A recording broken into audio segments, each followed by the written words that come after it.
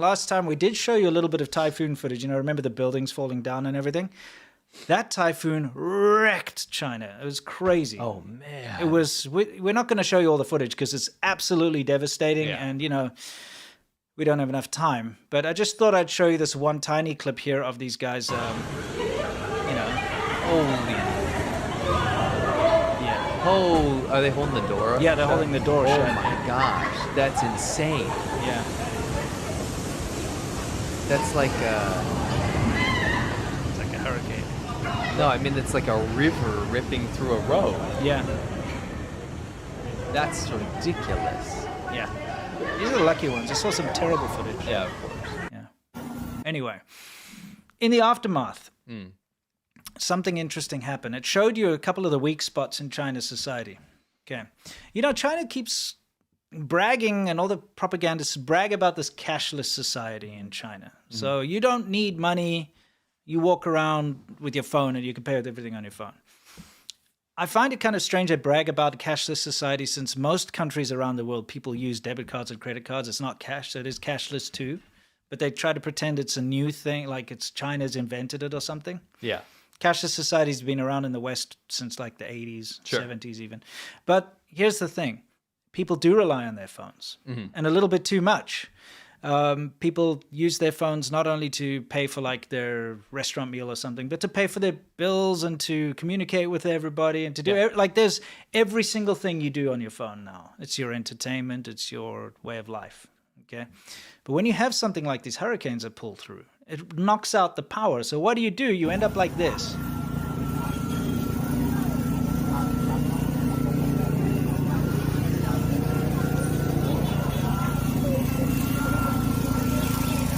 Okay, so what you can see there is a generator and a phone where everyone has to charge their phones. Because here's the thing, without your phone, you can't do a thing in China. No. Absolutely nothing. And remember during COVID, everybody had to have their phone with their green QR code and all like that. Yeah, their brand. Yeah. It's gotten to the point. I remember when I was still living in China, just to use the public transport, you could get a SIM card, which you put in your phone and it worked as your Metro card, so you can beep it now. And then it got to a point where you just have a QR code and you scan because they have facial recognition in their phone things. So, pretty much everything in China, you rely on having a phone. If you don't have a phone, if you don't have power, you're actually screwed. Yeah.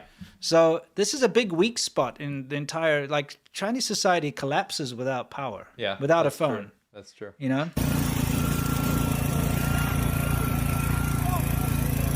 So you can imagine now people have to queue up for hours for their turn in that particular village.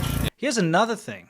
China's pushed electric vehicles heavy. You think China just out of the blue decided that they're going to have, everyone said like, I think buying an electric car is a good idea. No, it was forced by the government. The government actually in certain cities, they were like, if you want to be able to drive on this day. This is going to be an EV city. Yeah, you have to buy an EV. If you want to actually be able to not pay stupid fines and exorbitant tax or whatever, you have to buy an EV. Oh, do you want a license plate for your car? Because if you want to buy a petrol car, you can't. Yes. You have to buy an EV. So they've been forcing EVs. You know what I'm going to force real quick? What? Please click the like button on the stream. Sure. It's free and it helps us out. Thanks. Go ahead. That'd be cool. So basically, China's pushed EVs down everybody's throats and nobody can really complain. They have to accept it. And it works out good in a lot of aspects. But what doesn't work out very good is that people don't have their own parking spots where they can charge. Yeah. Yeah. Parking spots in buildings are limited and you can't even charge in them anyway. There are very limited places where you can charge. There are a lot of charging stations in public, like more than anywhere else because there are more cars everywhere. Yeah. So you will find charging spots all over the place. But unfortunately, it's still not nearly enough for the amount of electric cars. For sure. But how about this? When a typhoon knocks out your electric grid, this is what you end up having. You have like one charging station. 大家猜到是什么车吗？全都是新能源，新能源在排队充电，所以说新能源真的太麻烦了。这个台风是17级以上的超强台风。So the guy's like saying, look at all these cars, they're all electric, and to have an electric car is really troublesome. Yeah. He says, look, when the typhoon knocks out the power, this is what you have to wait. 把很多的充电站都给摧毁了。能充电的充电站不多。那目前呢，我们市场旁边这个充电站是可以充电的，所以呢，很多车过来排队等着充电了。相信经过台风的袭击以后，大家手上的电量应该不多了，加上又停水停电，很多人需要一辆车来充电、充电宝，给手机充电等。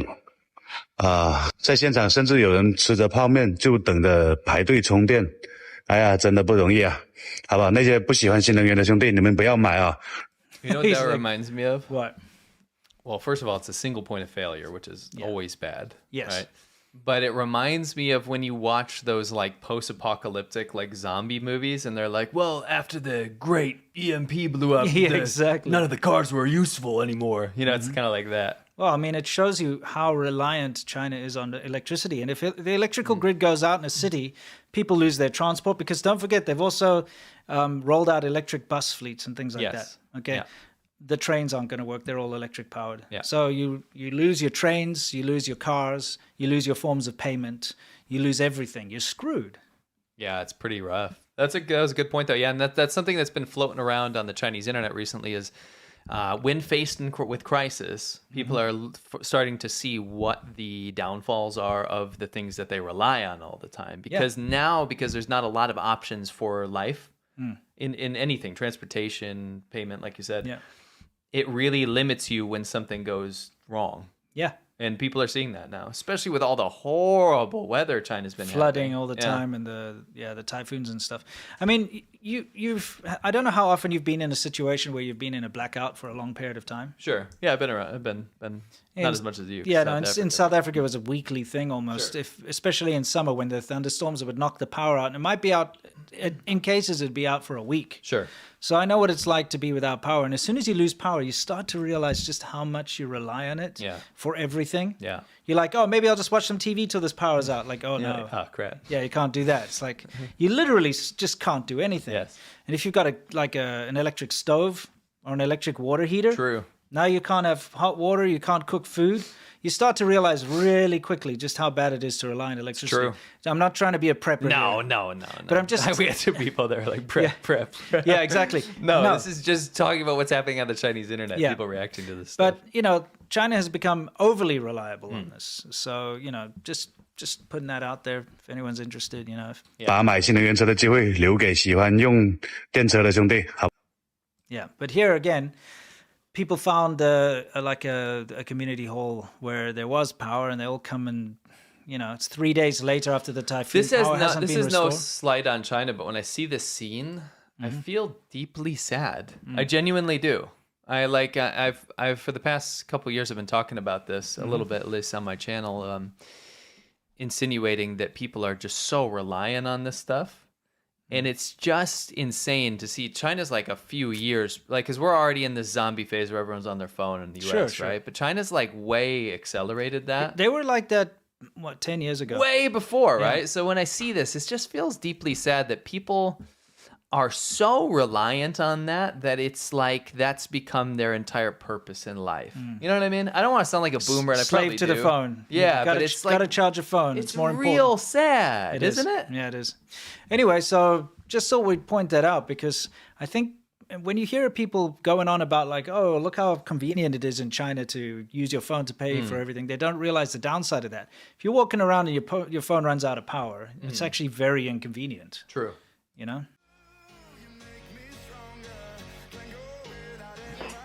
Huh? Oh. Now, that's not something you're expecting. No. That's kind of like it was too good. Boom.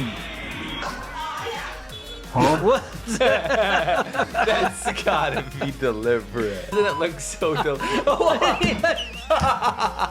Whoa! Okay. Fail time. Whoa, that guy's surfing. That's like he's windsurfing.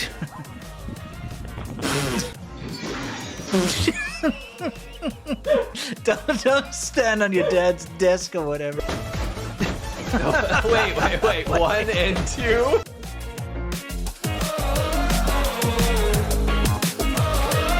When I close my eyes, I can almost see it.